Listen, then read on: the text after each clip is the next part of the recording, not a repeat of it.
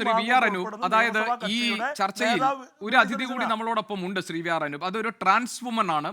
അവര് ഈ ചർച്ചയിൽ പങ്കെടുക്കാനുള്ള കാരണം, ഇപ്പോൾ രാഹുൽ മാങ്കൂട്ടത്തിൽ പറയുന്നു, ഇങ്ങനെ നിങ്ങൾ ചാനലുകാർ അല്ലെങ്കിൽ മാധ്യമങ്ങൾ പടച്ചുണ്ടാക്കിയതല്ലാതെ എനിക്കെതിരെ ഒരു പരാതിയും നിയമവ്യവസ്ഥയ്ക്കകത്ത് നിലനിൽക്കുന്ന ഒരു പരാതിയും ഉന്നയിക്കപ്പെട്ടിട്ടില്ല എന്നതാണ്. ആ അർത്ഥത്തിൽ രാഹുലിന് ഒരു യുക്തി എന്ന നിലയിൽ അത് മുന്നോട്ട് വയ്ക്കാൻ ഒരുപക്ഷെ സാധിച്ചേക്കും. പക്ഷെ അവിടെ ഒരു ദുരനുഭവം ഉണ്ടായി എന്ന് വെളിപ്പെടുത്തുന്ന ട്രാൻസ് വുമൺ നമ്മളോടൊപ്പം ചേരുന്നുണ്ട്. അവരുടെ പേര് അവന്തിക എന്നാണ്. അവന്തികയിലേക്ക് ഞാൻ പോകുന്നു. അവന്തിക, എന്താണ് താങ്കൾക്ക് രാഹുൽ മാങ്കൂട്ടത്തിൽ നിന്ന് എന്തെങ്കിലും മോശം അനുഭവം താങ്കൾക്ക് ഉണ്ടായിട്ടുണ്ടോ? എന്തുകൊണ്ടാണ് ഒരു ആരോപണവുമായി താങ്കൾ ഇപ്പോൾ നിൽക്കുന്നത്? തീർച്ചയായിട്ടും എനിക്ക് രാഹുലിൻ്റെ ഭാഗത്തു നിന്ന് ഉണ്ടായത് ലൈംഗിക വൈകൃതം നിറഞ്ഞ ചില മെസ്സേജുകളാണ്. കാരണം എൻ്റെ അടുത്ത് ഹൈദരാബാദിലേക്ക് വരാനും അത് മാത്രമല്ല ബാംഗ്ലൂർക്ക് വരാനും ആവശ്യപ്പെടുകയും സെക്ഷുവലി ഫസ്ട്രേറ്റഡ് ആയിട്ടുള്ള വ്യക്തിയാണ് രാഹുൽ എന്ന് പലപ്പോഴും എനിക്ക് തോന്നിയിട്ടുണ്ട്. എന്നെ റേപ്പ് ചെയ്യണമെന്നാണ് രാഹുൽ എനിക്ക് ടെലഗ്രാമിൽ അയച്ച മെസ്സേജിലൂടെ പറഞ്ഞത്. അങ്ങനെ ഒരു സംഭാഷണം നടത്താൻ മാത്രമുള്ള ഒരു അടുപ്പമോ സൗഹൃദമോ ബന്ധമോ ഉണ്ടായിരുന്നോ രാഹുൽ മാങ്കൂട്ടത്തിലുമായി താങ്കൾക്ക്? നല്ല സുഹൃത്തായിരുന്നു. കാരണം തൃക്കാക്കര ബൈ ഇലക്ഷന് ശേഷമാണ് ഞങ്ങൾ തമ്മിൽ സംസാരിക്കുന്നതും ഫ്രണ്ട്ഷിപ്പ് ആകുന്നതും. അതിനുശേഷം മാന്യമായ രീതിയിലാണ് കുറച്ച് നാൾ സംസാരിച്ചത്. പിന്നീട് അയാളുടെ സംസാരം വൈകൃതം നിറഞ്ഞ രീതിയിലേക്ക് മാറുകയായിരുന്നു. അത്തരത്തിൽ ലൈംഗിക വൈകൃതം നിറഞ്ഞ രീതിയിലുള്ള പലതരത്തിലുള്ള സംഭാഷണങ്ങൾ എനിക്ക് നേരെ ഉണ്ടായിട്ടുണ്ട്. പലതവണയും എന്നെ നിർബന്ധിച്ചിട്ടുണ്ട് ബാംഗ്ലൂർ പോകാം, ഹൈദരാബാദ് പോകാം, അത്തരത്തിലുള്ളതൊക്കെ.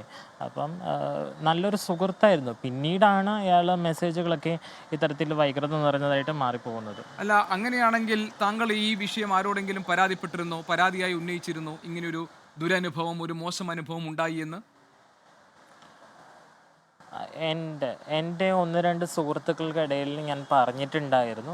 പിന്നീട് എനിക്ക് ഭയമായിരുന്നു. കാരണം എന്ന് വെച്ചിട്ടുണ്ടെങ്കിൽ ഇത്രയും സമൂഹത്തിൻ്റെ മുഖ്യധാരയിൽ നിൽക്കുന്ന ഒരു രാഷ്ട്രീയ നേതാവ്, അയാൾക്കെതിരെ ഇങ്ങനെ ഒരു കാര്യങ്ങൾ അയാൾ പ്രവൃത്തികൾ തന്നെയാണെങ്കിലും അത് തുറന്നു പറയുമ്പോൾ അതിൻ്റെ ആഫ്റ്റർ എഫക്റ്റായിട്ട് നേരിടേണ്ടി വരുന്ന ഭവിഷ്യത്തുകൾ ഏറെയെന്ന് എനിക്ക് അറിയാമായിരുന്നു. അതും വലിയൊരു പ്രശ്നമായതുകൊണ്ട് ഞാൻ തുറന്നു പറഞ്ഞിട്ടില്ല ഇത്രയും നാൾ.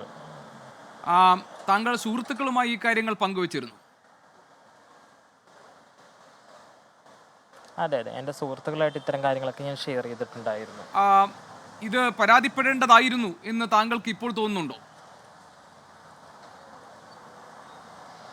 തീർച്ചയായിട്ടും. കാരണം അയാളൊരു ജനപ്രതിനിധിയാണ്, മാത്രമല്ല ഒരു യുവ MLA കൂടിയാണ്. ജനങ്ങളെ സേവിക്കേണ്ട ഒരു വ്യക്തിയുടെ ഭാഗത്തുനിന്ന് ഇത്തരം ലൈംഗിക വൈകൃതം നിറഞ്ഞ മെസ്സേജുകളും കോളുകളൊക്കെ വരുമ്പോൾ അതൊരു വലിയ ബുദ്ധിമുട്ട് തന്നെയാണ്. അങ്ങനെയല്ല ഒരു ജനപ്രതിനിധി മാതൃക ആകേണ്ടത്. മാത്രമല്ല ഇയാൾ ഇപ്പോൾ രാജിവെച്ചേക്കുന്ന യൂത്ത് കോൺഗ്രസിൻ്റെ സംസ്ഥാന പ്രസിഡന്റ് എന്നുള്ള സ്ഥാനം മാത്രമാണ്. അങ്ങനെയല്ല, അയാൾ MLA സ്ഥാനത്ത് തന്നെ അതിൽ തന്നെ തുടരാൻ യോഗ്യതയില്ലാത്തൊരു വ്യക്തിയാണ്.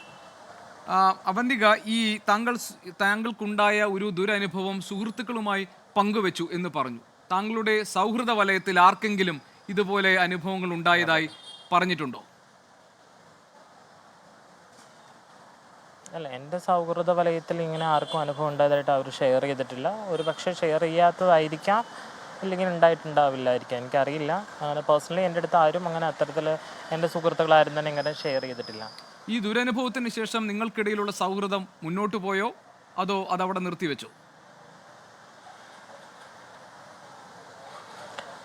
അത് മുന്നോട്ട് ഇന്ന് രാവിലെ വരെ, ഇന്ന് ആ പ്രസ് കോൺഫറൻസ് നടത്തുന്നതിന് തൊട്ട് മുന്നേ വരെ എന്നെ കോൾ ചെയ്ത വ്യക്തിയാണ്. അതിനുശേഷം ഈ ഒരു ന്യൂസ് ലീക്കായ സമയത്തും എനിക്ക് കോൾ അയാളുടെ ഭാഗത്തുനിന്ന് വന്നിട്ടുണ്ട്. കാരണം ഞാൻ വിചാരിക്കുന്നു അയാളെ ഒരുപക്ഷെ ഭയപ്പെട്ടിരുന്നു, ഇത് പുറത്തറിഞ്ഞാൽ അത് വലിയൊരു നാണക്കേടാകുമെന്ന് ഭയപ്പെട്ടിരുന്നു എന്ന് തോന്നുന്നു.